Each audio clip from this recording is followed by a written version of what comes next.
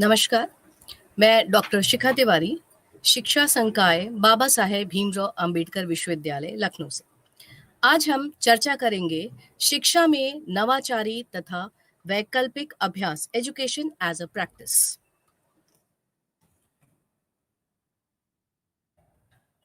इस विषय पर हम 4 मुख्य क्षेत्रों पे हम बात करेंगे, जो शैक्षिक नवाचार तथा प्रयोग, भारतीय अभ्यास भारतीय परिप्रेक्ष्य में।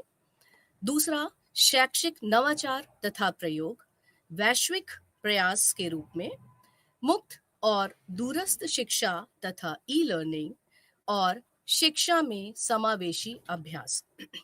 आइए प्रारंभ करते हैं शैक्षिक नवाचार तथा प्रयोग भारतीय अभ्यास। नवाचार शब्द का जब हम प्रयोग करते हैं तो नवाचार का मतलब है हमारे आचरण में नयापन। नवाचार शब्द अपने आप को ही अपनी व्याख्या करता है स्वयं ही। जब हम अपने व्यवहार में कोई नया प्रयोग करते हैं, नया कुछ परिवर्तन लाते हैं, ये परिवर्तन बहुत सूक्ष्म रूप में हो सकता है, बहुत वृहद रूप में हो सकता है। इस परिवर्तन का उद्देश्य एक ही होता है कि जो हम व्यवहार से परिणाम पा रहे हैं, उस परिणाम की गुणवत्ता में सुधार, उसकी प्रभावशीलता को बढ़ाना। शिक्षा में नवाचार शिक्षकों को अन्वेषण और प्रयोग करने के लिए प्रोत्साहित करता है। इससे उनकी रचनात्मकता का विकास होता है। शिक्षकों में सृजनात्मकता और रचनात्मकता बढ़ती है और इसके परिणाम स्वरूप विद्यालयी संस्कृति, विद्यार्थियों के सीखने के अनुभव और शिक्षकों को की प्रवृत्ति में सकारात्मक परिवर्तन आता है। नवाचार किन किन क्षेत्रों में हो सकता है जब हम शिक्षा के संदर्भ में बात करते हैं, तो नवाचार विद्यालय भवन के संदर्भ में, कक्षाओं के संदर्भ में, प्रयोगशालाओं, आईसीटी से संबंधित संसाधनों, खेल के मैदानों और शैक्षणिक संस्थानों के बुनियादी ढांचों में हम परिवर्तन ला सकते हैं, नवाचार ला सकते हैं, जिससे कि हमें परिणाम और बेहतर मिले।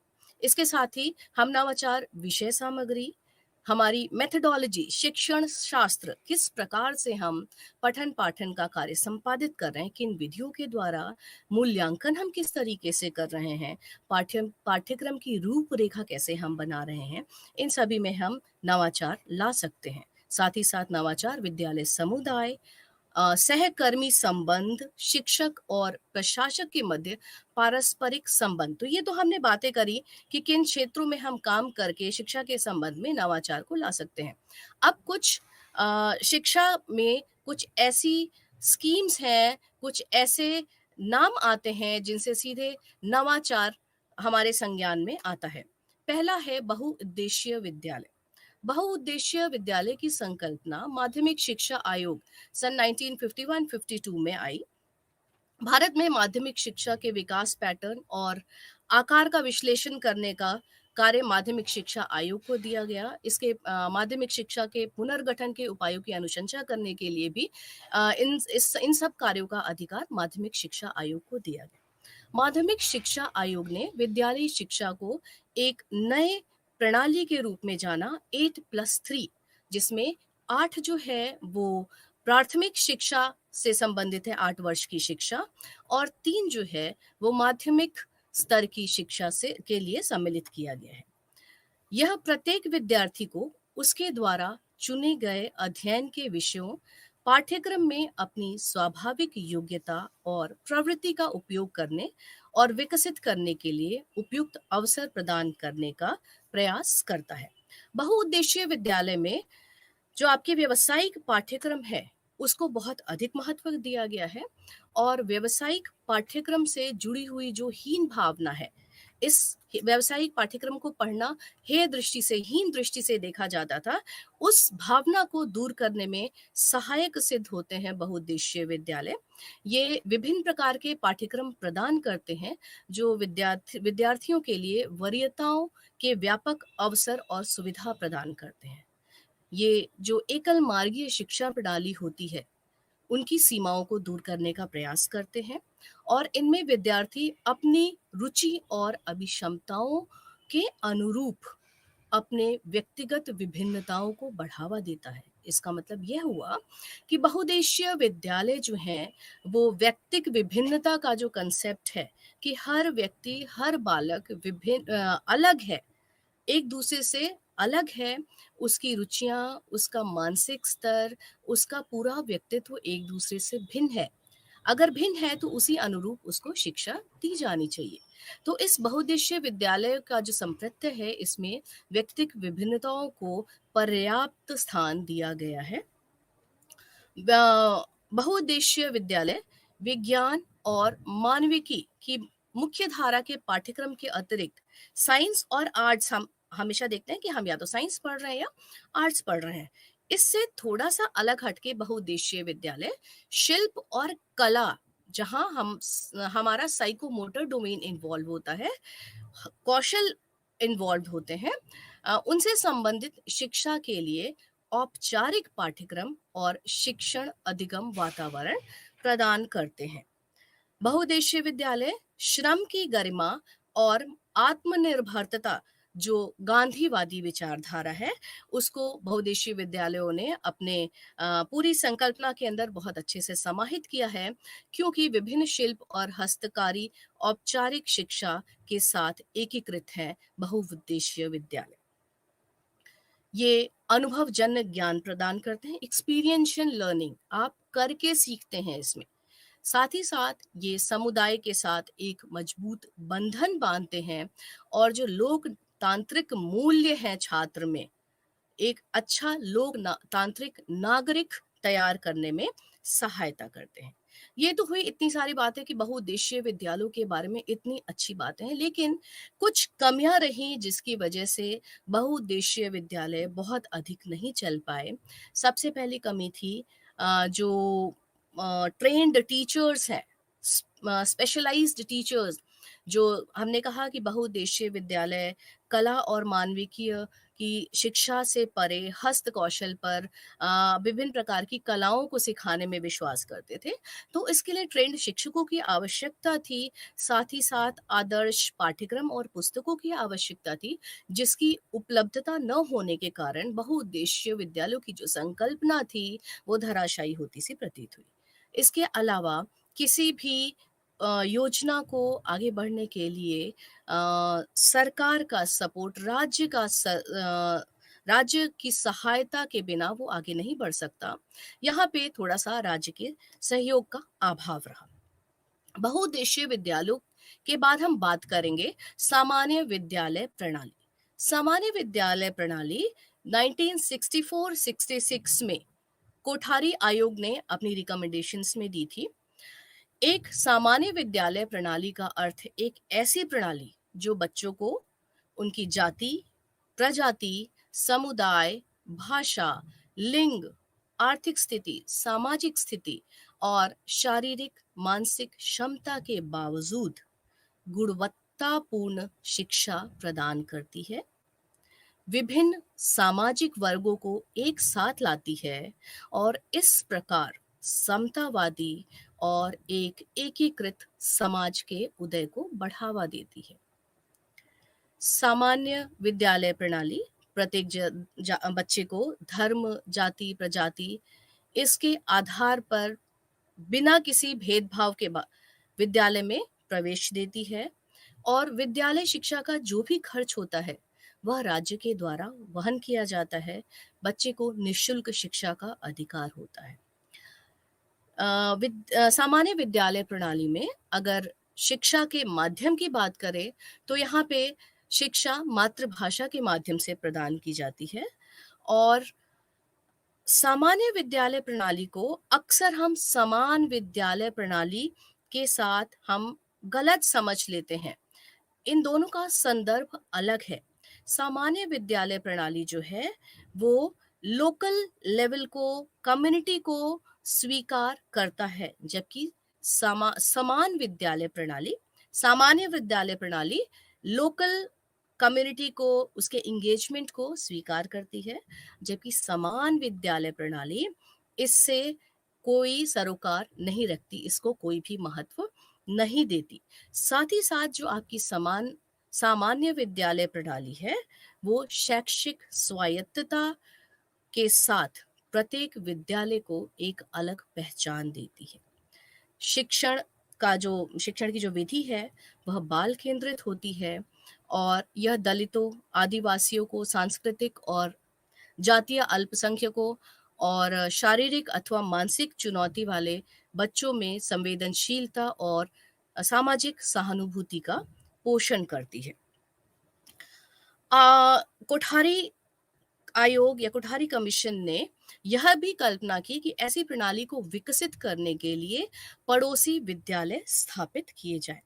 अब ये जो पड़ोसी विद्यालय की बात हम कर रहे हैं, पड़ोसी विद्यालय का मतलब है कि एक एरिया में एक स्कूल हो और उस स्कूल में आसपास के सभी बच्चे उसी स्कूल में जाएं। इसके फायदे क्या होंगे? इससे सबसे बड़ी चीज़ ये होगी कि अगर पड़ोसी विद्यालय में बच्चा जा रहा है, तो आस-पास का जो सांस्कृतिक वातावरण है, जो कल्चर है, जो समुदाय के लोकाचार हैं, उसको उस बच्चे को समझने में आसानी होगी। क्यों? क्योंकि वो बच्चा उस चीज़ से पहले से काफ़ी हद तक परिचित है। औपचारिक रूप से उसमें उन गुणों का और मजबूती से हम विकास कर सकते हैं, गुणवत्तापूर्ण शिक्षा वहाँ पे प्रदान कर सकते हैं। दूसरी चीज़, पड़ोसी विद्यालय की शिक्षा होने से जो बहुस्तरीय शिक्षा प्रणाली है हमारी, जो धनाढ्य वर्ग है, वो अपने बच्चों को बहुत बड़े स्कूलों में भेजता है, जिसकी वजह से धनी वर्ग और मध्यम वर्ग या निम्न वर्ग के बीच में एक खाई बनती चली जाती है। तो ये जो समाज में स्ट्रैटिफिकेशन है, वो पड़ोसी विद्यालयों के माध्यम से काफ़ी हद तक कम करने का प्रयास किया जा सकता है।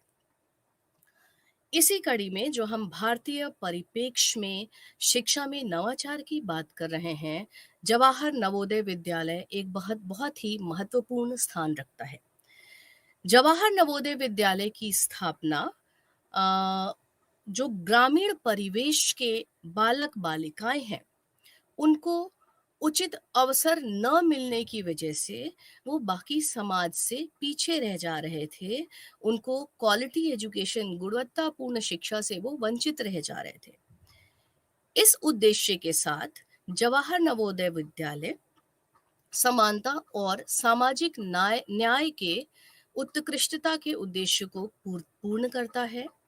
देश के विभिन्न भागों के ग्रामीण क्षेत्रों के प्रतिभाशाली बच्चों को एक साथ रहने और सीखने तथा उनकी पूरी क्षमता विकसित करने के अवसर प्रदान करता है और राष्ट्रीय एकता को बढ़ावा देता है।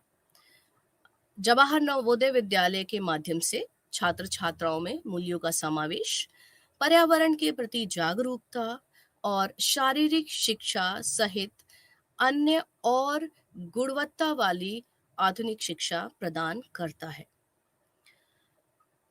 जवाहर नवोदय विद्यालय यह भी सुनिश्चित करता है कि सभी विद्यार्थी त्रिभाषा सूत्र में परिकल्पित 3 भाषाओं में उचित स्तर की योग्यता प्राप्त करें। जवाहर नवोदय विद्यालय में शिक्षा का जो माध्यम है, 8वीं कक्षा तक मातृभाषा या द्वितीय भाषा होती है और उसके बाद गणित और विज्ञान के लिए अंग्रेजी माध्यम का प्रयोग किया जाता है और सामाजिक विज्ञान के लिए हिंदी का प्रयोग किया जाता है। नवोदय विद्यालय योजना की एक बहुत ही अनूठी और महत्वपूर्ण विशेषताओं में से एक है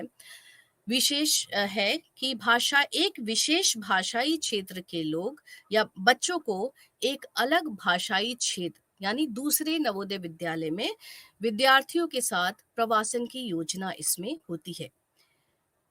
इस क्रिया से ये जो हम एक भाषाई क्षेत्र के बच्चों को दूसरी भाषाई क्षेत्र वाले विद्यालय में प्रवासन के लिए भेजते हैं, इससे भारत की संस्कृति, भारत की विविधता और बहुलता को समझने में छात्र को और आसानी हो जाती है।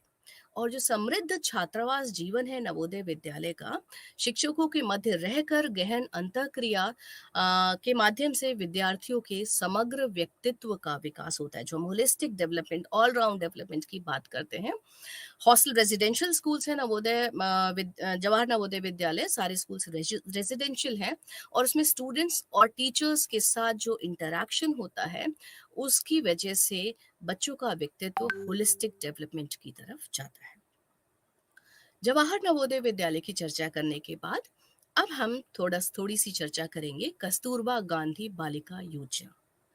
कस्तूरबा गांधी बालिका विद्यालय योजना सन 2004 में वंचित समुदायों की लड़कियों को गुणवत्तापूर्ण शिक्षा प्रदान करने के लिए एक स्वतंत्र योजना के रूप में आरंभ की गई थी और इसे सन 2007 में शिक्षा अभियान के साथ सर्व शिक्षा अभियान के साथ जोड़ दिया गया था। इस योजना का लक्ष्य उच्च माध्यमिक स्तर पर नामांकन में लिंग अंतर, जो जेंडर रेशियो है, उसको कम करना था। इस योजना की परिकल्पना है कि आवासीय सुविधाओं के साथ आवासीय उच्च प्राथमिक विद्यालयों की स्थापना करके जो वंचित समुदाय की लड़कियां हैं उन तक गुणवत्तापूर्ण शिक्षा को आसानी से पहुंचाया जा सकता है, गुणवत्तापूर्ण शिक्षा उनके लिए सुनिश्चित की जा सकती है। कस्तूरबा गांधी बालिका विद्यालय शैक्षिक रूप से पिछड़े ब्लॉकों में खोले गए थे, जिसमें सन 2001 की जनगणना के संदर्भ में महिला ग्रामीण साक्षरता दर राष्ट्रीय औसत से कम थी। वैसे ब्लॉकों में कस्तूरबा गांधी बालिका योजनाओं विद्यालयों का आरंभ किया गया था और साथ ही साथ उन क्षेत्रों को भी प्राथमिकता दी गई थी जहां जनजातीय आबादी अथवा बड़ी संख्या में विद्यालय न जाने वाली लड़कियों का संकेंद्रण था। साथ ही वो इलाके जहां अनुसूचित जाति, अनुसूचित जनजाति, अन्य पिछड़ा वर्ग, अल्पसंख्यक जनसंख्या अथवा बड़ी संख्या में विद्यालय न जाने वाली लड़कियां थीं। वह इलाका जहां निम्न महिला साक्षरता वाला क्षेत्र था और वैसा स्थान जहां बड़ी संख्या में छोटी छोटी बिखरी हुई बस्तियां थी और आसपास योग्य विद्यालय नहीं था। ऐसे स्थानों का चुनाव किया गया कस्तूरबा गांधी बालिका विद्यालय को खोलने के लिए, जिससे कि जो पिछड़े वर्ग की, जो वंचित वर्ग की छात्राएं हैं उनको गुणवत्तापूर्ण शिक्षा दी जा सके। साथ ही साथ इस योजना से लैंगिक असमानताओं को भी कम करने का प्रयास किया गया और यह वंचित ग्रामीण लड़कियों को शहरी बच्चों के समान गुणवत्तापूर्ण शिक्षा प्रदान करने का प्रयास करता है। यह उन लड़कियों को भी गुणवत्तापूर्ण शिक्षा प्रदान करता है जो गैर नामांकित हैं, जिनका कहीं नामांकन नहीं हुआ है, या ड्रॉप आउट जो विद्यालय छोड़ चुकी हैं, उनको मुख्य धारा में, औपचारिक शिक्षा की मुख्य धारा में लाने के लिए तैयार करता है। साथ ही साथ शिक्षा के साथ कस्तूरबा गांधी बालिका विद्यालय लड़कियों को कौशल युक्त भी बनाता है ताकि वो दिन प्रतिदिन की अपनी दैनिक समस्याओं से निपट सके और यह विद्यालय जो है वो महिला सशक्तिकरण की तरफ बहुत ही सकारात्मक योगदान देता है। कस्तूरबा गांधी बालिका विद्यालय को जानने के बाद अब हम बात करेंगे बुनियादी शिक्षा। बुनियादी शिक्षा गांधी जी की दी हुई है और गांधी जी का जो विचार है, उनके सामाजिक और राजनीतिक दर्शन का व्यवहारिक अवतार बुनियादी शिक्षा है। गांधी जी के अनुसार शिक्षा का उद्देश्य व्यक्ति के हाथ, मस्तिष्क और हृदय को एकीकृत करना और आत्मनिर्भर, आत्म जागरूक और आत्म अनुशासित करना है। गांधी जी के अनुसार ऐसा व्यक्ति जो आत्मनिर्भर है, आत्म जागरूक है और आत्म अनुशासित है, वो हिंसा से मुक्त होगा, अहिंसक होगा, न्यायपूर्ण होगा और एक शांतिपूर्ण समाज के योगदान में अपना सहयोग दे सकेगा। बुनियादी शिक्षा जो है इसमें सभी बच्चों को निशुल्क और अनिवार्य शिक्षा दी जाती है। शिक्षा का माध्यम मातृभाषा होता है और स्थानीय परिस्थितियों के लिए उपयुक्त किसी न किसी हस्तचालित उत्पादक कार्य पर केंद्रित यह शिक्षा प्रणाली होती है। मतलब कोई भी हस्त कौशल विद्यालय में, बुनियादी शिक्षा के विद्यालय में सिखाया जाता है, जिससे कि वह विद्यालय स्वयं उस कौशल के माध्यम से आत्मनिर्भर बने, सेल्फ सस्टेनिंग बने और शिक्षकों के पारिश्रमिक की व्यवस्था उसी हस्त कौशल के माध्यम से या विद्यालय के जो अन्य खर्चे हैं वो उस कौशल के माध्यम से उनको प्राप्त किया जा सके। गांधी जी की जो 3H और 3R की संकल्पना है वह समग्र विकास के लिए एक रूपरेखा देती है। इसमें 3H जो है वो हेड जो आपके संज्ञानात्मक विकास से संबंधित है, हैंड जो आपका साइकोमोटर डेवलपमेंट से संबंधित है, और जो आपका तीसरा एच है हार्ट, वो आपके अफेक्टिव डोमेन या भावात्मक पक्ष से संबंधित है। अब 3R की बात करते हैं तो 3R reading, writing and arithmetic, पढ़ना, लिखना और अंकगणित सम्मिलित है। बुनियादी शिक्षा की अगर हम विशेषताओं की बात करें तो यह शिक्षा अहिंसा, शांति और समानता के मूल्यों को विकसित करने का प्रयास करती है। इन मूल्यों को विकसित करने पर केंद्रित है। यह मातृभाषा के माध्यम से शिक्षा प्रदान करती है, हस्तचालित कार्यों को महत्व देती है और सामुदायिक जीवन की सराहना करती है। यह चरित्र निर्माण और अच्छे आचरण को विकसित करने का प्रयास करती है। स्वास्थ्य और स्वच्छता भी शिक्षा का भाग मानती है। यह ज्ञान और क्रिया को एकीकृत करती है, जिसके परिणाम स्वरूप सीखने में आनंद मिलता है और आजीवन के लिए शिक्षार्थियों को तैयार किया जा सकता है। यह एक आत्मनिर्भर नागरिक को तैयार करती है, जो किसी भी बाहरी और आंतरिक भय से मुक्त होता है। यह पुष्टि करती है कि शिक्षा से विद्यार्थियों में सामाजिक चेतना का विकास होता है। यह समानता, न्याय और बंधुत्व के मूल्यों को विकसित करने में सहायक सिद्ध होती है। बुनियादी शिक्षा की तरह ही सेवाग्राम आश्रम आनंद निकेतन है, जो कि वर्धा में स्थित है। और ये जो बुनियादी शिक्षा का परिसर है उसी परिसर में 1937 से 1974 तक नई तालीम का प्रयोग किया गया था। इसमें महात्मा गांधी, E.W. आर्यनायकन और आशा देवी आर्यनायकम की ऐतिहासिक विरासत है। आनंद निकेतन सन 1974 में बंद कर दिया था और फिर इसे सन 2005 में फिर से खोला गया। और यह भी बुनियादी शिक्षा की तरह मस्तिष्क, हाथ और हृदय की देखभाल करके विद्यार्थियों के समग्र विकास पर ध्यान केंद्रित करता है। इसी क्रम में अगर हम पुविधान लर्निंग सेंटर का नाम ना लें तो हम जो नवाचारों की बात कर रहे हैं भारतीय परिप्रेक्ष्य में, वो हमारा पूरा टॉपिक अधूरा रह जाएगा। पुविधाम लर्निंग सेंटर जो है वो सन 2000 में धर्मपुरी, तमिलनाडु में आरंभ किया गया था और यह केंद्र जैविक खेती पर केंद्रित है।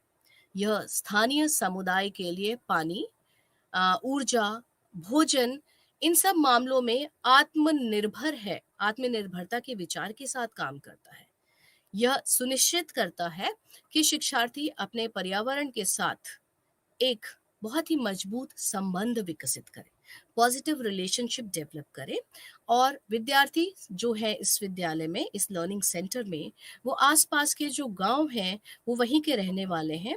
इस विद्यालय में कई शिल्प आधारित उत्पादक गतिविधियां कराई जाती हैं, जैसे बुनाई, कटाई, साबुन बनाना, मिट्टी के बर्तन बनाना।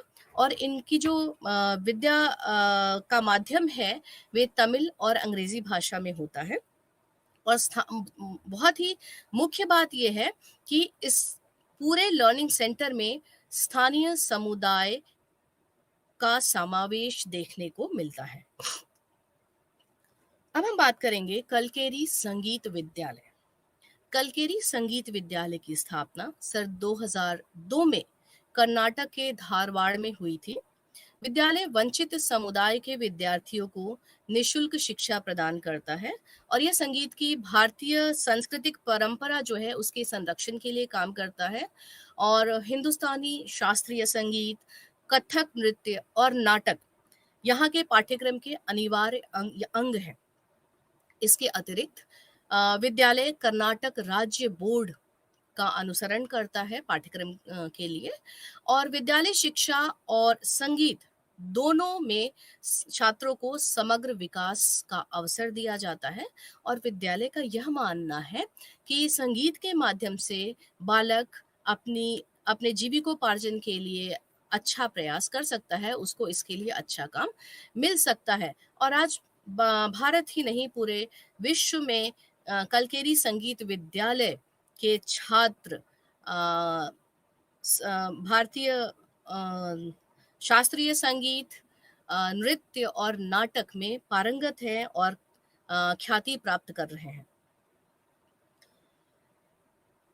रविंद्रनाथ टैगोर जी का पाठ भवन सन 1925 में स्थापित हुआ था और उन्होंने अपने प्रसिद्ध निबंध माई स्कूल के लक्षणों की कुछ पहचान की थी, जो उनके अनुसार बालक के विकास में बाधा डालते हैं।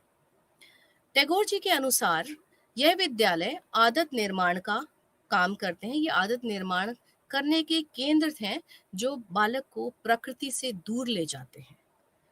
बालक के विकास के लिए प्रकृति के साथ एकता सुचारू विकास के लिए आवश्यक है। रविंद्रनाथ टैगोर जी के अनुसार जो उस समय की शिक्षा प्रणाली थी, उसमें आत्म अनुभूति का कोई मूल्य नहीं था और वह केवल सक्रिय बच्चे को एक मूक बच्चे में बदल देता था। अगर हम रविंद्रनाथ टैगोर जी का निबंध माई स्कूल पढ़ते हैं तो हम पाएंगे कि रविंद्रनाथ टैगोर जी अपने स्कूली शिक्षा से असंतुष्ट थे और उन्होंने असंतुष्टता को उस निबंध में ढाला है। उनके अनुसार जो विद्यालय है वो जीवन रहित रंगहीन होते हैं। उनके अनुसार विद्यालय कैसा होना चाहिए, आइए इसको जानते हैं। रविंद्रनाथ टैगोर जी कहते हैं कि विद्यालय या जो शिक्षा है वो आत्मा की मुक्ति के लिए सच्चा समर्थन प्रदान करने वाली होनी चाहिए और मस्तिष्क को अपने स्वयं के सपने बनाने के लिए निडर स्वतंत्रता होनी चाहिए। इसका मतलब है कि बालक को प्रकृति के बीच में रखकर प्राकृतिक रूप से उसके सर्वांगीण विकास की ओर ले जाया जाना चाहिए। पाठ विद्यालय एक आवासीय स्वरूप का विद्यालय है और जो आश्रम की प्राचीन प्रणाली है वैसी ही प्रणाली में शिक्षा दीक्षा देने का कार्य किया जाता है। विद्यालय जंगल से घिरे हुए स्थान पर छोटी छोटी झोपड़ियों में विद्यालय है और जो कक्षाएं हैं वो पेड़ों की छाया में आयोजित की जाती है। कक्षाओं का वातावरण अत्यंत ही सामंजस्यपूर्ण है और पाठ्यक्रम को अलग अलग तरीके से व्यवस्थित किया जाता है। विद्यालय विषयों को पढ़ाने के अतिरिक्त शिक्षकों और विद्यार्थियों ने प्रकृति के लय का अध्ययन को वरीयता दी है। रिदम्स ऑफ नेचर, उसको प्रायोरिटी देके, उसको वरीयता देके उसका अध्ययन किया जाता है। क्षेत्र भ्रमण, प्रकृति भ्रमण, भ्रमण पाठ्यक्रम, ये पाठ्यक्रम के अभिन्न अंग है। और जब बच्चों को प्रकृति भ्रमण या क्षेत्र भ्रमण के लिए ले जाया जाता है तो उन्हें वहाँ की भौगोलिक परिस्थिति, वहाँ के कीटों, पक्षियों और पौधों के जीवन चक्र जैसी अवधारणाओं का निरीक्षण करने के लिए बल दिया जाता है, प्रोत्साहित किया जाता है और इसी विधि से जो इस तरीके के संप्रत्यय हैं उनको पढ़ाया जाता है। पाठ्यक्रम का मुख्य घटक कला, मानवीय मूल्य और सांस्कृतिक विकास के अभ्यास। विद्यालय प्रबंधन का एक स्व शासन मॉडल प्रचलित है। विद्यालय अपना प्रबंधन खुद के एक मॉडल से करता है। मॉडल क्या है? जो वहाँ के विद्यार्थी हैं, पाठ भवन के जो विद्यार्थी हैं, वो अपने विद्यालय की देखभाल का उत्तरदायित्व उनके पास होता है और विद्यालय में 7 विभाग होते हैं जिनमें छात्रों को अलग अलग विभागों में डाला जाता है। 7 विभाग क्या हैं? साहित्य, शास्त्र, स्वास्थ्य, परिवेश, पर्यावरण, क्रीड़ा, खेल और सेवा। यह चुनाव के माध्यम से विद्यार्थियों के साथ बनाया जाता है और इन विभागों में सक्रिय भागीदारी निभाकर विद्यार्थी अपने विद्यालय का प्रबंधन करते हैं, साथ ही साथ अपने समग्र व्यक्तित्व का विकास करते हैं। आइए बात करते हैं श्री अरबिंदो आश्रम के परिसर में Mirambika the free progress school the free progress school Mirambika की स्थापना सन 1981 में दिल्ली में अरबिंदो आश्रम के परिसर में हुई। समग्र शिक्षा, जिस तरीके से अभी हमने बुनियादी शिक्षा की बात की थी, समग्र शिक्षा मस्तिष्क, हाथ और हृदय के बीच अंतः संबंध को देखती है, जो व्यक्तियों के संभावनाओं को प्रकट करने में सहायता करती है, जो इंडिविजुअल के पोटेंशियल्स हैं उनको बाहर लाने में ये जो हमारा मस्तिष्क, हृदय और हाथ का इंटरैक्शन है वो हेल्प करता है हमारे जो छुपे हुए पोटेंशियल्स हैं उनको बाहर लाने में। और यह केवल पाठ्यपुस्तक आधारित ज्ञान नहीं प्रदान करता, बल्कि कौशल देने तक कौशलों को भी बखूबी देता है, और साथ ही साथ विद्यार्थियों को अपना अस्तित्व खोजने में सक्षम बनाता है। श्री अरबिंदो ने जो समग्र शिक्षा की संकल्पना दी है, उसमें 3 सिद्धांत दिए हैं। कुछ भी पढ़ाया नहीं जा सकता, मतलब इसका अर्थ यह है कि प्रत्येक आत्मा के पास आत्मज्ञान है। आवश्यकता है उस बालक को उस आत्मज्ञान की ओर ले जाने की। शिक्षम अधिगम क्रियाएं ऐसी हो जिससे बालक अपनी आत्मा से जुड़ने में सक्षम बने। दूसरी समग्र शिक्षा का सिद्धांत है मस्तिष्क को अपने विकास के लिए स्वयं से परामर्श लेना चाहिए। तीसरा है निकट से दूर तक कार्य करना, अर्थात जो हमारे पास है, जो हमें प्राप्त करना है उस तक जाना है। मतलब पहले आत्मज्ञान चाहिए, अपने आप को पहचानना है, और उसके बाद हमारा परिवेश, हमारा परिवार, हमारा समाज, हमारा राष्ट्र धीरे धीरे अपने से आगे की तरफ बढ़ना है। अ, जो अरबिंदो आश्रम का द फ्री प्रोग्रेस स्कूल है, यह बिल्कुल ही हरित परिसर है, जहाँ पे विद्यालय में शारीरिक गतिशीलता की सुविधा प्रदान करता है, और बच्चों को उनकी उम्र के हिसाब से अलग-अलग समूह, 3 से 4 वर्ष के बच्चे एक समूह में, 4 से 5 वर्ष के बच्चे एक समूह में, और उनको अलग-अलग रंगों के नाम से उन समूहों को बाँटा जाता है, और शिक्षकों को दिया कहा जाता है। और शिक्षक और जिनको दिया कहा जाता है, और छात्रों का एक बहुत ही अच्छा सकारात्मक संबंध होता है। 8:30 बजे से लेके 3:30 बजे तक इनका शिक्षा का कार्यक्रम चलता है, और आम तौर पर जैसे हम पढ़ने से दिन की शुरुआत करते हैं, स्कूली दिवस की शुरुआत करते हैं, इस स्कूल में दिन की शुरुआत खेल-कूद और उसके बाद संगीत सुनकर ध्यान करने से किया जाता है। विद्यालय मूल्यांकन की जो नीति है वो बहुत ही लचीली है। कोई परीक्षा, संरचित परीक्षा नहीं है। अध्यापक जो है वो अवलोकन करता है और शिक्षार्थियों का एक रिकॉर्ड मेंटेन करता है। मूल्यांकन मॉडल जो है वर्णनात्मक और अनिर्णयात्मक है, और साथ ही साथ इसमें स्व-मूल्यांकन और सहपाठी मूल्यांकन की पद्धति का उपयोग किया जाता है। जोड़ो ज्ञान दिल्ली का एक संगठन है जो पूर्व प्राथमिक और प्राथमिक स्तर के बच्चों के लिए शिक्षण अधिगम संसाधन और खिलौने तैयार करता है। इन खिलौनों के माध्यम से ज्यादातर गणित और विज्ञान की शिक्षा में सहायता मिलता है। नली कली है। नली कली का अर्थ होता है आनंदमय अधिगम, और यह एक यूनिसेफ की सहायता प्राप्त परियोजना है जो सन 1975 में मैसूर जिले में आरंभ की गई थी। बेसिकली नली कली में जो उस समस्या का समाधान ढूंढने का प्रयास किया गया जिसमें बच्चों की उपस्थिति स्कूल में नहीं होती थी। बच्चे मुख्य रूप से कृषि श्रम, घरेलू श्रम या घूमने फिरने में लगे रहते थे, या मौसमी प्रवासन प्रवासन के कारण। तो इन समस्याओं का समाधान नली कली या आनंदमय अधिगम के माध्यम से समाधान, शिक्षा, गुणवत्तापूर्ण शिक्षा प्रदान करने का प्रयास किया जाता है। अभी तक हमने जो नवाचारों की बात की वो भारतीय परिप्रेक्ष्य में थे।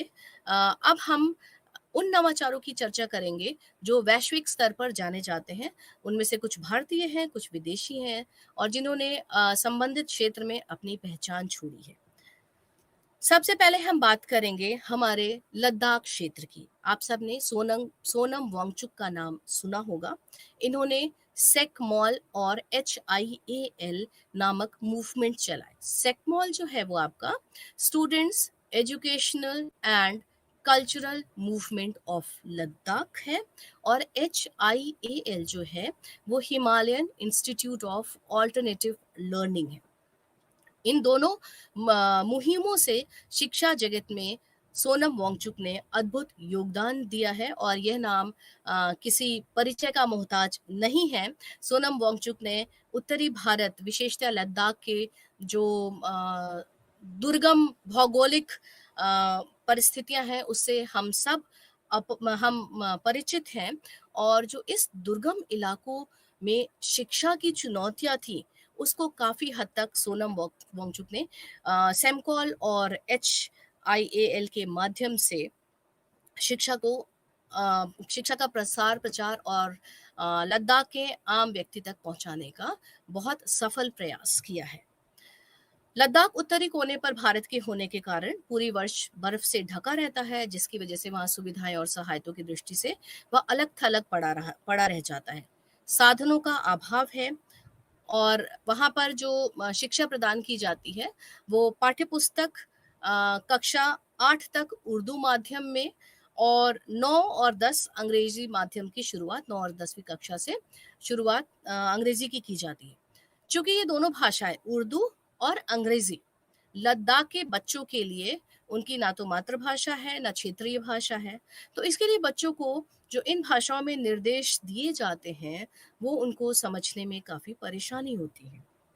साथ ही साथ जो पाठ्य पुस्तकें होती हैं, उसमें जो उदाहरण दिए होते हैं, जो कंटेंट दिया होता है, वो उनके वातावरण से, उनके लोकल लेवल से अपरिचित होता है।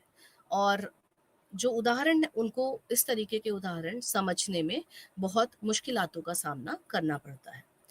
इन सब कारणों की वजह से स्कूलों में कम नामांकन या विद्यालय छोड़ देने वाले छात्रों का दर काफ़ी ऊंचा रहता है और 10वीं कक्षा के जो बोर्ड के परिणाम हैं, वो काफ़ी निराशाजनक रहते हैं।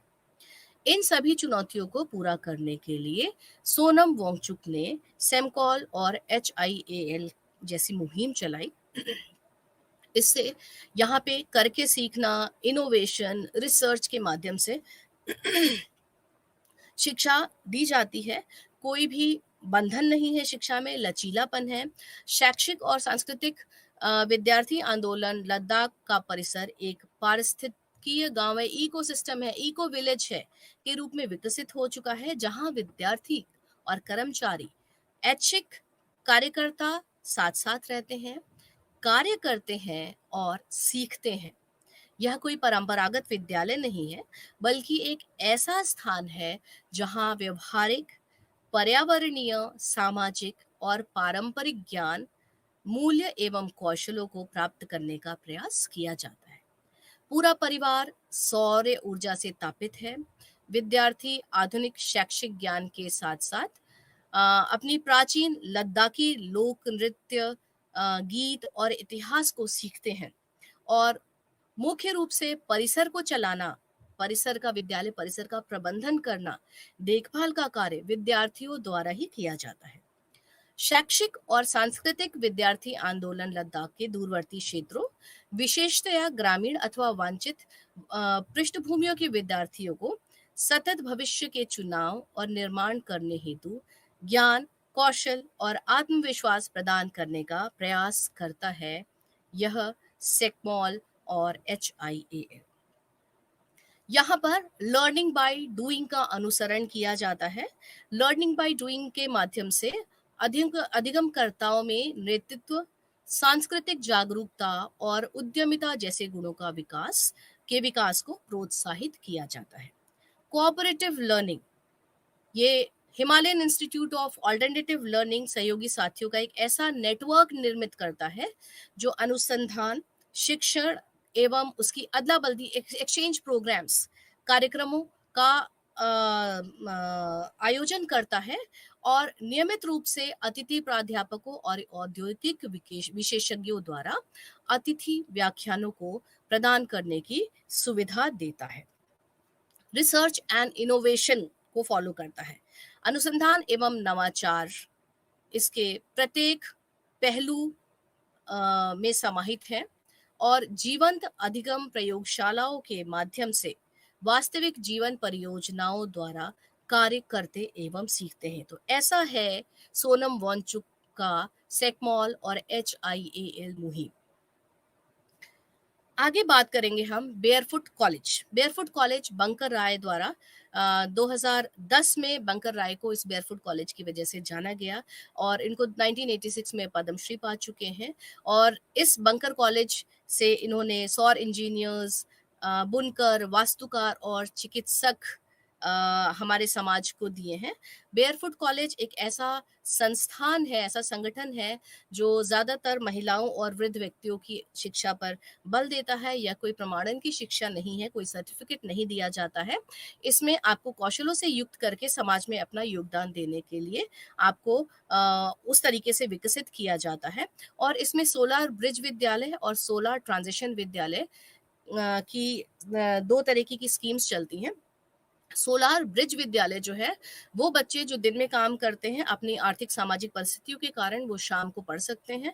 ऐसे विद्यालयों को सोलार ब्रिज विद्यालय कहा गया है। और वे बालक जो किसी कारणवश अपनी शिक्षा को बीच में रोक चुके हैं और अपने साथियों से, अपने हम उम्र वालों से बहुत पीछे रह चुके हैं, तो उनको उस पड़ाव से उनके हम उम्र के वाले बच्चों तक ज्ञान का संचरण करने के लिए ब्रिज ट्रांजिशन विद्यालय कम समय में उन तक उतना ज्ञान, उनको सक्षम बनाने के लिए कार्य करता है। इस नवाचार में जो फिनलैंड की शिक्षा व्यवस्था है, वो बिल्कुल ही अनूठी है और वैसी शिक्षा व्यवस्था शायद ही पूरे विश्व में कहीं देखने को मिले। सभी नागरिकों को उच्च गुणवत्तापरक शिक्षा एवं शिक्षण के समान अवसर प्रदान करना फिनलैंड की शिक्षा नीति का दीर्घकालिक उद्देश्य है। गुणवत्ता, दक्षता, समता और अंतर्राष्ट्रीयकरण फिनिश नीति शिक्षा नीति के मुख्य शब्द हैं। यह मुफ्त शिक्षा के सिद्धांत पर आधारित है और शिक्षा सार्वजनिक रूप से अनुदानित है। फिनलैंड एकमात्र ऐसा देश है, यह जान के आप सभी को आश्चर्य होगा कि फिनलैंड एकमात्र ऐसा देश है जहां विद्यार्थियों में उच्च पठन दक्षता और उच्च जीवन संतोष, आज इस स्ट्रेसफुल लाइफ में जीवन संतोष कहीं खो गया है। लेकिन फिनलैंड की शिक्षा व्यवस्था ऐसी है जहां पे बच्चों में उच्च पठन दक्षता और उच्च जीवन संतोष दोनों ही पाए जाते हैं। ऐसा इसलिए है क्योंकि बच्चे अपने पढ़ने के बाद अन्य गतिविधियों और जो जीवन में संतुलन संतुलन बनाने के लिए वो जिस तरीके से अपने जीवन को जीते हैं, उसकी वजह से उनका जो उच्च जीवन संतोष है वो हमेशा ही उच्च बना रहता है। जो फिनलैंड की शिक्षा व्यवस्था है वो 3 सिद्धांतों पर काम करती है। बचपन बच्चे अपना बचपन जिएँ। वहाँ 7 वर्ष की आयु से पहले बालक को विद्यालय में नहीं भेजा जाता है। 7 वर्ष की आयु में बालक को विद्यालय में प्रवेश दिया जाता है। 7 से 16 वर्ष की आयु तक बालक विद्यालय में रहता है और एक ही सिर्फ परीक्षा होती है वहाँ पर। Less homework. लेस होमवर्क, बच्चे को 7 वर्ष की आयु से जब वो औपचारिक शिक्षा शुरू करता है, तो होमवर्क, गृह कार्य बहुत कम दिया जाता है और धीरे-धीरे उसका गृह कार्य बढ़ता है। और विद्यालय में जो 7 साल का बच्चा है, उसको होमवर्क ज़्यादा देने की बजाय खेलना, उसकी रुचियों को विकसित करना, उसमें सॉफ्ट स्किल, व्यवहारिक कौशल को विकसित करना, इन सब चीज़ों पे अधिक समय दिया जाता है, जिसकी वजह से आगे चलकर बच्चों में जीवन संतोष स्तर हमेशा उच्च रहता है। और तीसरा सिद्धांत है नो एग्जाम्स।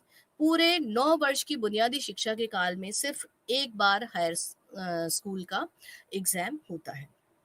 और एक और मुख्य बिंदु है फिनलैंड की शिक्षा व्यवस्था में रिस्पेक्ट टू टीचर ऑटोनॉमी। जो शिक्षक को स्वायत्तता है, उसको जो सम्मान मिलना चाहिए, वो फिनलैंड में बिल्कुल दिया जाता है। शिक्षक अपने शिक्षण एवं संसाधनों की योजना स्वयं बनाता है और उसको क्लास में यूज़ करते हैं। उन्हें शिक्षण शास्त्र का विशेषज्ञ समझा जाता है, इसलिए उन्हें कक्षा में पर्याप्त स्वतंत्रता दी जाती है। अब हम बात करेंगे open and distance learning. Open and distance learning 2 शब्दों से मिलके बना है, ओपन एंड डिस्टेंस, जिसको आप मुक्त और दूरस्थ शिक्षा कहते हैं। मुक्त का क्या अर्थ है और दूरस्थ का क्या अर्थ है, इसको जानने का प्रयास करते हैं। मुक्त का मतलब कि आपके पास समय, कंटेंट, आपकी स्पीड इन सब बंधनों से आप औपचारिक रूप में से किसी बंधन से नहीं बंधे हैं। डिस्टेंस का मतलब है छात्र और शिक्षक के बीच की दूरी। तो मुक्त और दूरस्थ शिक्षा का मतलब क्या है? ऐसी शिक्षा व्यवस्था जहाँ पे छात्र और शिक्षक में दूरी है और छात्र स्वतंत्र है, जो विषय वस्तु है उसको अपनी सुविधा अनुरूप, अपने समय अनुरूप, अपने स्थान अनुरूप, अपनी गति अनुरूप उसको ग्रहण करने के लिए। भारत में मुक्त और दूरस्थ शिक्षा का प्रारंभ सन 1962 में दिल्ली यूनिवर्सिटी में हुआ। फिर उसके बाद 1982 में आंध्र प्रदेश ओपन यूनिवर्सिटी की स्थापना हुई और आप सबको परिचित है कि हमारा यह विश्व प्रसिद्ध इग्नू 1985 में अस्तित्व में आया। आपका जो ये मुक्त और दूरस्थ शिक्षा प्रणाली है, इसमें आपको पहले टेक्नोलॉजी जब यूज़ होने लगी तो इसमें थोड़ा-सा चेंज आया। पहले क्या था कि आपके पास प्रिंट मटेरियल आ जाता था और उस प्रिंट मटेरियल से आप पढ़ते थे, आपके कॉन्टैक्ट आवर्स होते थे और आपके एग्ज़ाम्स या प्रैक्टिकल्स होते थे। जब टेक्नोलॉजी का इंटरवेंशन हुआ, जब तकनीकी का हस्तक्षेप हुआ, तो ये जो प्रक्रिया है इसमें थोड़ा परिवर्तन आया। तकनीकी ने कंटेंट को और आसानी से हमारे पास उपलब्ध कराया और साथ ही साथ इसमें अंतःक्रियाशीलता बढ़ी। मैं जो अंतःक्रियाशीलता शब्द का प्रयोग कर रही हूँ, इसका मतलब क्या है? इसको एक उदाहरण से समझते हैं। जैसे आप सब इंटरनेट पे वेबसाइट्स अमेज़न, फ्लिपकार्ट, स्नैपडील इन सब से बखूबी परिचित हैं। तो जब आप इनमें किसी चीज़ की खरीदारी करते हैं, तो उनमें बटन्स होते हैं। आप उन बटन्स को सेलेक्ट करके मान लीजिए आप अपने लिए कोई शर्ट खरीद रहे हैं, तो आप उस शर्ट का साइज़ देख सकते हैं, किस तरीके की शेप है, अलग-अलग एंगल से आप उसको देख सकते हैं। इसी प्रकार से जब आपका कंटेंट आपके पास आता है, तो आप उस कंटेंट में क्वेश्चन सॉल्व कर सकते हैं, अपने क्वेरीज को रेज कर सकते हैं, आपका कोई डाउट है, आप उस पे असाइनमेंट्स लेते हो, क्विज को सॉल्व करते हो, उसमें डिस्कशन फोरम होता है। मतलब जिस तरीके से कक्षा में आप शिक्षक के साथ या अपने सहपाठियों के साथ अंतःक्रिया करते हो, उसी प्रकार तकनीकी के हस्तक्षेप से आप मुक्त और दूरस्थ अधिगम में भी अंतःक्रियाशीलता आप अंतःक्रिया आप कर सकते हो। अब हम बात करेंगे ई अधिगम। ई अधिगम क्या है? ई का मतलब है इलेक्ट्रॉनिक, अधिगम लर्निंग। ई लर्निंग जहाँ पे भी इलेक्ट्रॉनिक और डिजिटल माध्यम प्रयोग होता है, वह ई लर्निंग कहलाता है। जैसे हम कंप्यूटर का प्रयोग करके कुछ सीख रहे हैं, मोबाइल का प्रयोग करके कुछ सीख रहे हैं, लैपटॉप का प्रयोग कर रहे हैं। आप अपने इग्नू के जो लेसन्स हैं, टीवी पे आप सुनते हैं, रेडियो पे आप सुनते हैं। ये सब आप इलेक्ट्रॉनिक डिवाइसेस का यूज़ करके, डिजिटल प्लेटफ़ॉर्म को यूज़ करके आप प्राप्त कर रहे हैं। ये सब ई-अधिगम का उदाहरण है। ई-अधिगम में आप ऑनलाइन पुस्तकों को स्वयं जैसे पाठ्यक्रमों की पेशकश करने वाले ऑनलाइन प्लेटफ़ॉर्म से भी सीख सकते हो। ई-अधिगम की सबसे बड़ी ख़ासियत होती है कि यह अलग-अलग समय पर या एक ही समय पर बड़ी संख्या में अधिगमकर्ताओं को शिक्षा प्रदान करने में सक्षम है। अगर आप एक कक्षा की बात करें तो ज़्यादा से ज़्यादा 40, 60 या 100 बच्चे उस पे आप बैठ सकते हैं और एक शिक्षक को सुन सकते हैं। लेकिन ई-अधिगम के माध्यम से एक शिक्षक द्वारा दिया गया लेक्चर या कंटेंट, ई कंटेंट सैकड़ों-सैकड़ों बच्चों तक एक समय में पहुंच सकता है। तो आप देखिए ई कंटेंट कंटेंट ने जो डिलीवरी मोड है उसको कितना सरल बना दे दिया है। यह नेटवर्क बनाने में भी मदद करता है ई लर्निंग, और लोगों और संसाधनों को विभिन्न स्थानों से जोड़ता है। ऑनलाइन उपलब्ध संसाधनों का उपयोग आप जितनी बार चाहें उतनी बार कर सकते हैं। क्लास में आपने टीचर को सुना, आप दोबारा सुनना चाहें तो ये संभव नहीं है। लेकिन अगर आपके पास ई कंटेंट है, ऑनलाइन कंटेंट आपके पास है, इलेक्ट्रॉनिक कंटेंट आपके पास है, तो आप उसको जितनी बार चाहें सुन सकते हैं, जितनी बार चाहे टेक्स्ट है, ई टेक्स्ट है आपके पास, आप जितनी बार चाहें उसको पढ़ सकते हैं। अब सवाल आता है कि क्या ई अधिगम हमेशा दूरस्थ शिक्षा से जुड़ा है? हमें हमेशा दूरस्थ शिक्षा से ही जुड़ा है?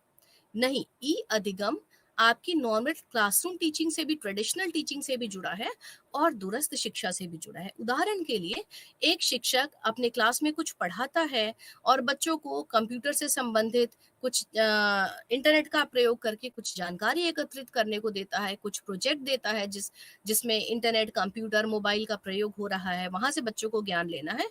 ये भी आपका ई अधिगम का हिस्सा है। ई अधिगम को 2 तरीके से विभाजित किया जाता है, तुल्यकालिक उपागम और अतुल्यकालिक उपागम। तुल्यकालिक उपागम, जो शिक्षक और छात्र एक ही समय पर एक दूसरे को सुन रहे हैं, जैसे अभी यह इस सेशन का प्रसारण जो हो रहा है, ये तुल्यकालिक उपागम है। अतुल्यकालिक उपागम आप मेल के माध्यम से, जिसमें शिक्षक और छात्र एक साथ जुड़े नहीं हैं, छात्र अपनी सहूलियत के अनुसार, अपने समय के अनुसार, अपनी गति के अनुसार उस कंटेंट को एक्सेस कर सकते हैं, उस कंटेंट को पढ़ सकते हैं। ये अतुल्यकालिक उपागम होता है। जो ई अधिगम है, वो शिक्षक के द्वारा निर्देशित किया जाता है। एक शिक्षक ही उस कंटेंट का निर्माण करता है, उसका निर्देशन करता है और ई कंटेंट कई बार प्रमाणन देता है, सर्टिफिकेट आपको देता है, कई बार आपको सर्टिफिकेट नहीं देता। आपके इंटरनेट पे बहुत सारे कोर्सेज़ ऐसे हैं, जिनको आप बिना सर्टिफिकेट के भी प्राप्त कर सकते हो और कुछ हैं, जिनके लिए आपको सर्टिफिकेट प्रदान किया जाता है। अब हम बात करेंगे MOOCs, massive open online courses. Online शिक्षण पाठ्यक्रम प्रदान करने वालों द्वारा तैयार किया गया, यह एक अच्छी तरीके से परिभाषित उद्देश्यों के अनुसार होता है और इसमें कई सारे मॉड्यूल्स होते हैं। यह आपको आपकी सुविधा के अनुसार सीखने की सुविधा प्रदान करता है। इसमें प्रश्नोत्तरी और परीक्षणों का उपयोग करके आप इसको सीख सकते हैं और साथ ही साथ इसमें डिस्कशन फोरम होता है। आपके लिए आपके पास एक चर्चा करने का प्लेटफॉर्म होता है, जहाँ पे आप एक दूसरे से चर्चा कर सकते हैं, अपने प्रश्नों को रेज़ कर सकते हैं, आपके अगर कोई विचार हैं, आप उनको वहाँ पे साझा कर सकते हैं। ई अधिगम के लाभों पर अगर हम बात करें, तो ई अधिगम, अभी हमने ज़िक्र किया कि एक समय में बहुत अधिक छात्रों को सुविधाजनक गुणवत्तापूर्ण शिक्षा प्रदान कर सकता है। साथ ही साथ आपको अपने इंडिविजुअल डिफरेंसेस के हिसाब से शिक्षा पाने में सक्षम बनाता है। लेकिन इतनी खूबियों के बाद इसके नुकसान भी है। सबसे पहले यह डिजिटल डिवाइड को बढ़ावा देता है। डिजिटल डिवाइड का मतलब जिनके पास सुविधा है और जिनके पास सुविधाएं नहीं है, इनके बीच की खाई को ये गहरा करता जाता है। डेटा यूसेज, इसमें वाईफाई, डेटा कंजप्शन या ब्रॉडबैंड का कनेक्शन ज़रूरी है। इंफॉर्मेशन डंपिंग की बहुत बड़ी समस्या है। आप इंटरनेट सर्फिंग करते हैं और कई बार देखते हैं कि आपके पास इतनी ज़्यादा इन्फॉर्मेशन आ जाती है कि आपको समझ नहीं आता कि कौन सी इन्फॉर्मेशन आपके लिए सटीक है। इसके अलावा भाषा एक बहुत बड़ा बाधक है इसमें। अधिकतर कंटेंट जो है वो अंग्रेज़ी भाषा में उपलब्ध है, जिसकी वजह से जो हिंदी भाषीय छात्र हैं, वो जितना लाभ उठा पाना चाहिए, वो उससे वंचित रह जाते हैं।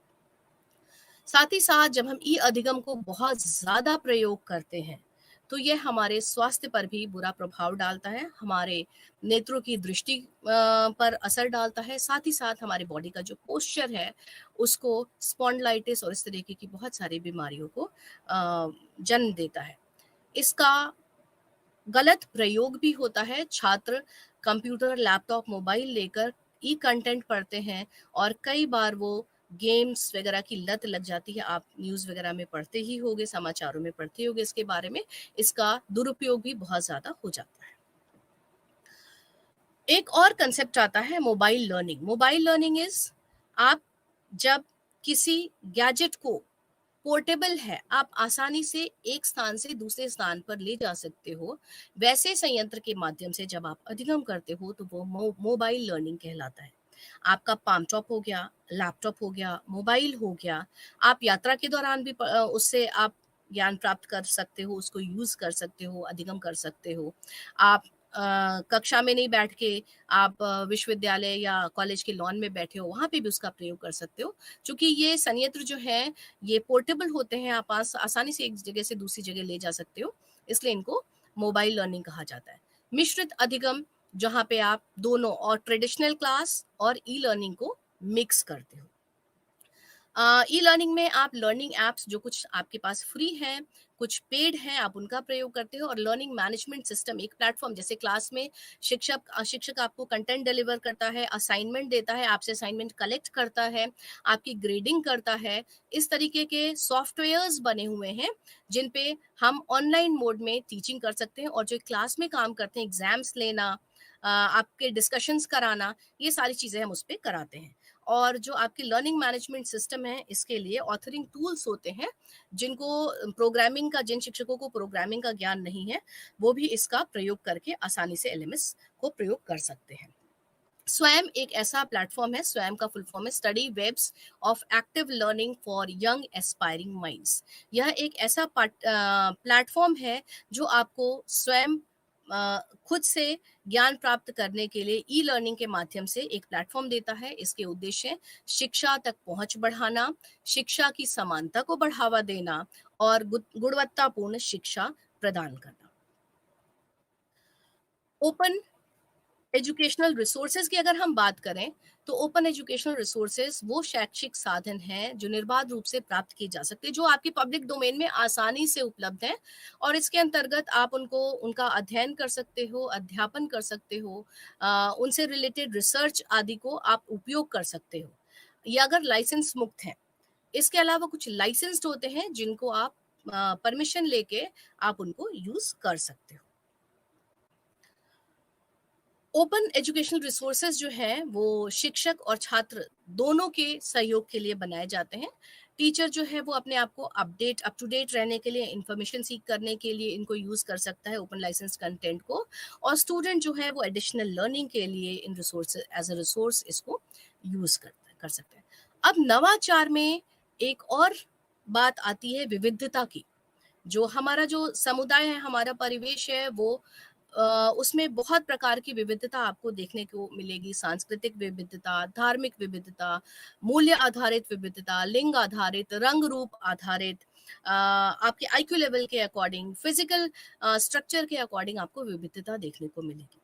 जब हम इस विविधता को अपने मेन स्ट्रीम एजुकेशन में समाहित करते हैं, तो हम इसको इंक्लूसिव एजुकेशन कहते हैं, या समावेशी शिक्षा कहते हैं। समावेशी शिक्षा का अर्थ है सभी विद्यार्थी को समान शिक्षा देना या प्रदान करना।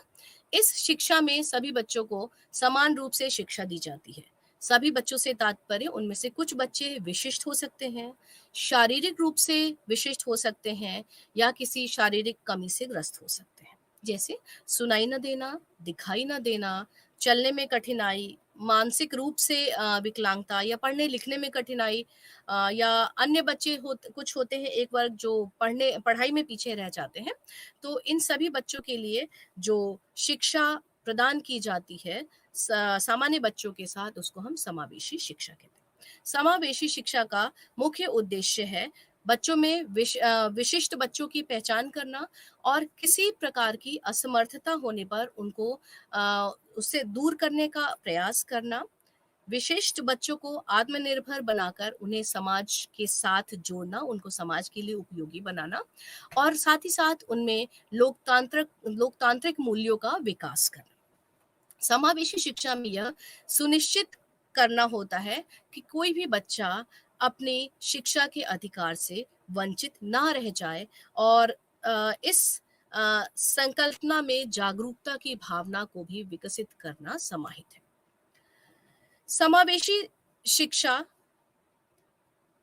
में अध्यापक का बहुत ही महत्वपूर्ण योगदान है। अध्यापक को कक्षा में जो समावेशन के बच्चे हैं उनको पहचान किया जाना चाहिए, उसको विद्यालय में स्वीकार किया जाना चाहिए, और उनके प्रति एक सकारात्मक दृष्टिकोण का विकास करना चाहिए। साथ ही साथ यह अध्यापक की जिम्मेदारी बनती है कि वो इसके प्रति समाज को, अभिभावकों को जागरूक करे, बच्चों को निर्देशन दिए जाने चाहिए, और जो विशेष आवश्यकता वाले बालक हैं उनके मूल्यांकन में अनुकूलन होना चाहिए।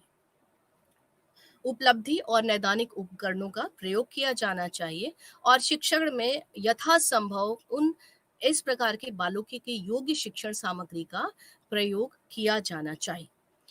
इसमें कुछ चुनौतियाँ हैं, जो जैसे पेरेंट्स का नकारात्मक व्यवहार, इंफ्रास्ट्रक्चर प्रॉपर अवेलेबल नहीं होना, जो स्थानीय समुदाय है उसका सहयोग ना मिलना, टीचर्स का नेगेटिव एटीट्यूड, हमारे भारत में कक्षा में छात्रों की संख्या बहुत अधिक होना, और जो करिकुलम है, पाठ्यक्रम है, वो उतना लचीला नहीं है। इसके लिए हमें ज़रूरत है कि ट्रेन्ड टीचर्स हों हमारे पास, पेरेंट्स को काउंसलिंग करने की ज़रूरत है, जागरूकता अभियान चलाने की ज़रूरत है, और हर बालक को जो उसका सम्मान मिलना चाहिए, वो देना चाहिए।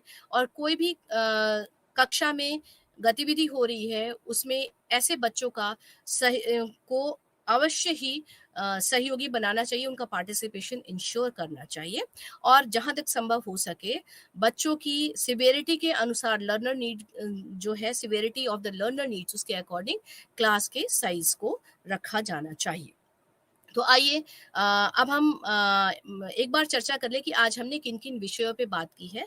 आज हमने शिक्षा में नवाचार भारतीय परिप्रेक्ष्य में, उसके बाद हमने डिस्कस किया शिक्षा में नवाचार वैश्विक परिप्रेक्ष्य में, फिर मुक्त और open a learning, distance learning के पर हमने चर्चा करी। उसमें ई-लर्निंग, एम-लर्निंग, मिश्रित अधिगम, स्वयं पोर्टल, मूक्स, और अंत में हमने समावेशी शिक्षा क्या होती है, समावेशी शिक्षा के अर्थ को जाना, समावेशी शिक्षा में किन बालकों को समावेशित किया जाता है, इसमें अध्यापक का क्या योगदान हो सकता है, और किस तरीके से जो समावेशन की चुनौतियाँ हैं, हम उनको कम करने का प्रयास कर सकते हैं।